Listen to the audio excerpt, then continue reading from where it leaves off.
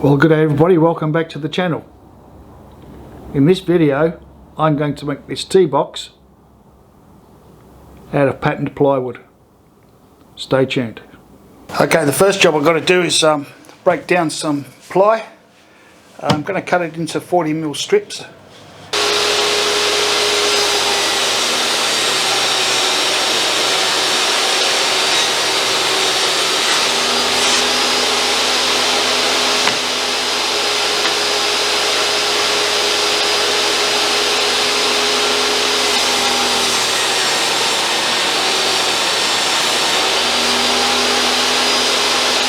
Okay, what I'm going to do now is cut down some of this dyed stuff. Can't remember what it's called now. Yeah, cut down a few strips of that.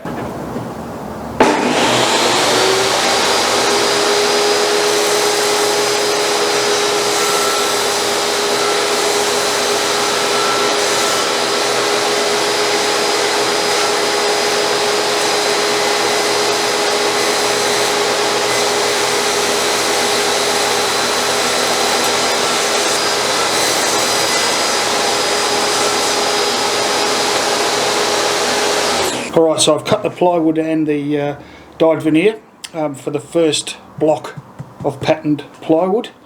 I'll just let that set now and I'll come back and check it out later. As you can see, I've cut the sections of plywood and arranged them in a sort of herringbone pattern there. Now I'll just glue them up. Got some bits over there, some bits over here, a little bit all over the place, but that's alright, we'll sort that out. I think I'm going to leave it there for today, and I'll come back tomorrow and I'll glue up the other lot and I'll start cutting this to the size and shape that I need.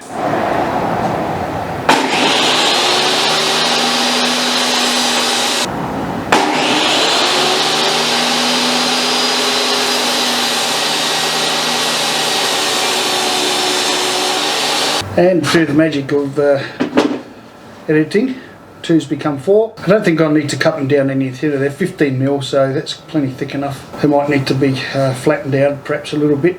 Okay, so I've trimmed these slabs now to the thickness that I want, or to the width that I want. My next step is to glue these strips to the top and bottom of each slab. Now, this is the first time I've attempted one of these types of glue ups. You're going to have to bear with me while I fumble my way through it.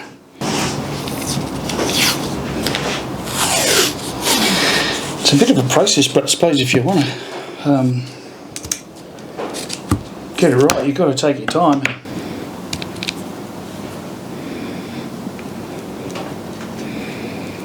Yeah, it's really hard to clean inside. It's hard to get your hands inside small boxes.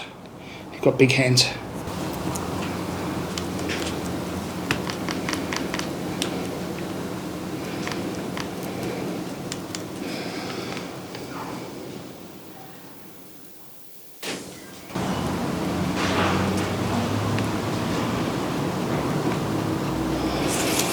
All right.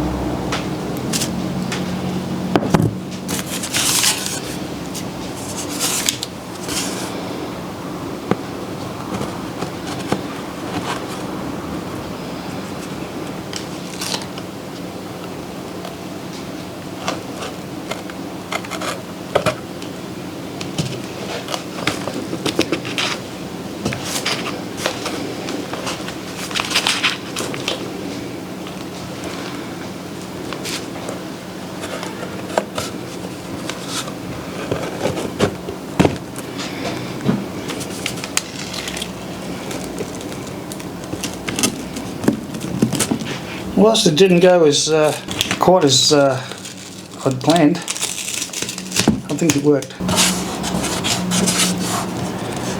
It remains to be seen, doesn't it really, once I take this tape off, whether all the corners of the miters are in good position.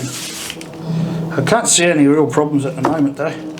Alright, as you can see, I've added some clamps just for my own peace of mind really. I'm sure the tape will do a fine job, but yeah, anyhow, I'll let that set overnight. The next thing I need to do is cut the lid off, think about hinges and a latch. Okay, well, it's the next day. I've taken all the clamps and the sticky tape off, but I must have just pushed a bit too much pressure on one corner and it's come just a little bit misaligned. I don't know if you can see that. That is a bit disappointing. It puts the whole box out of square, but not by much. But anyway, look, I'm not going to lose too much sleep over it. I'll just keep on keeping on and get the damn thing finished. Now that I've taken all the tape off and the clamps, I can see where the glue squeeze out is and where it needs to be sanded. So what I'm going to do, I've got some 120 grit sandpaper on this board. I'm just going to sand off top, bottom, sides, and then think about cutting the lid off.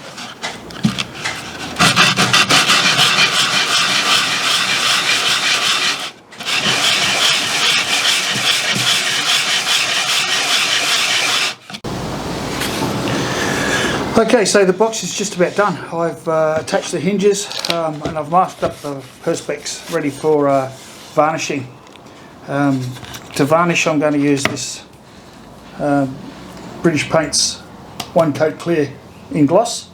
I just think that's going to be the best to bring out all the colours in the plywood and the trim.